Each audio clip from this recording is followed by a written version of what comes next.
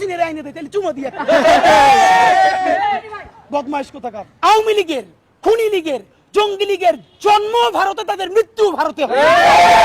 বাংলাদেশে তাদের কোনো শিকড় নাই। দেখেন এখন তাদের নতুন নেতৃত্ব আনতে চায় সজীব ওয়াজেদ জয় আমেরিকায় বৈশা, আর নিজে দিল্লিতে আছে না নাই তাও তো জানি না। এখন কোন অবস্থায় আছে, চিতে আছে, কবরে আছে, নাকি ট্রমায় আছে নাকি নাই, এটা তো তার কালকে ক্লিয়ার করা উচিত। আমার ধারণা সে তো ভালো অবস্থায় নাই, কারণ যেই রিয়েকশন মেম্বার দেওয়ার কথা সেই রিয়েকশনও যে হাসিনা দিছে 15 বছর ধইরা, এখন তারে পোলাপান যেই সব চুদলিং পং পং বলে, এটা তার উচিত তো নারায় তাকবীর বলে গালি দেওয়া, কিন্তু সে দিতেছে না। এত ভালো তো এই বয়সে তার হওয়ার কথা না। এই যে আমাদের মুখের ভাষা খারাপ হইছে কেমনে, এত শেখ হাসিনা বানাইছে। আমাদের এইখানে এমন পোলাপান আছে জীবনে একটা খারাপ কথা বলে নাই, জুলাইয়ের গণহত্যায় রক্ত দেখা মস্তিষ্ক উইরা যাওয়া দেখা এমন কোন জঘন্য ভাষা নাই সে শেখ হাসিনার ব্যাপারে প্রয়োগ করে নাই, কারণ গণহত্যাকারীর বিপরীতে মাজলুমের গালি হইল তার মহাকাব্য। বা এখন আবার কিছু বুদ্ধিজীবী দাঁড়াইছে, তোমরা গালি দাও, দিবি কি তাহলে চুমা, হাসিনের আইনে দেয় তাহলে চুমা দিয়ে বদমাইশ কোথাকার। তো এইসব গ্রুপ দিয়ে চলবে না।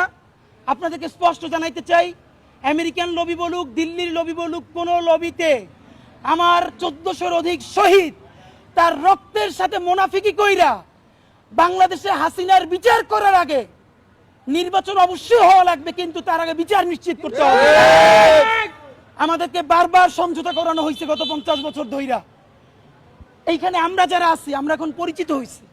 হয়তো এমন হইতে পারে এই দেশে গণহত্যা নাইমে আসলে আমাদেরকেও কোনো একটা দেশ অ্যাম্বাসিতে জায়গা দিতে পারে, কিন্তু ভাবেন যে এই ভ্যানওয়ালা, সবজিওয়ালা, এই যে আমার পাশে এক ভাই আছে গুলি খাওয়া 4 তারিখে, একটা পা এখনো কৃত্রিম পা লাগানো। তো এই যে 1400 শহীদ পরিবার, সবজিওয়ালা, সে কোন অ্যাম্বাসিতে যাবে বলেন? এখনো শহীদ পরিবারের 35 লক্ষ টাকা ঋণ, সেই ঋণের জন্য আমরা দাঁড়ে দাঁড়ে খয়রাত করি। তার স্ত্রী আমাদেরকে ফোন দিয়ে কাঁদে যে কবরে সেই বেচারা মাইন্না খায়, এই ভয়ে সে কাঁদে। ভাবেন আমাকে ফোন দিয়ে বলতেছে যে তোমার আঙ্কেল কবরে 35 লক্ষ টাকা ঋণ, আমি অসুস্থ হয়ে যাইতেছি, যে তাড়াতাড়ি মাফ না করলে তাহলে তো সে কবরে কি অবস্থা হবে। আমরা সেই ট্রমার মধ্য দিয়ে আসছি। আমরা আপনাদেরকে ওয়াদা দিতে চাই, আল্লাহর কাছে শক্তি চাই, এই দুনিয়ার সমস্ত লেখে দিলেও যেন আমরা এই শহীদদেরকে এই জাহান্নামে গণহত্যাকারীদের হাতে ছাইরে আমরা কোনোদিন না পালাই। বন্ধুরা আমার,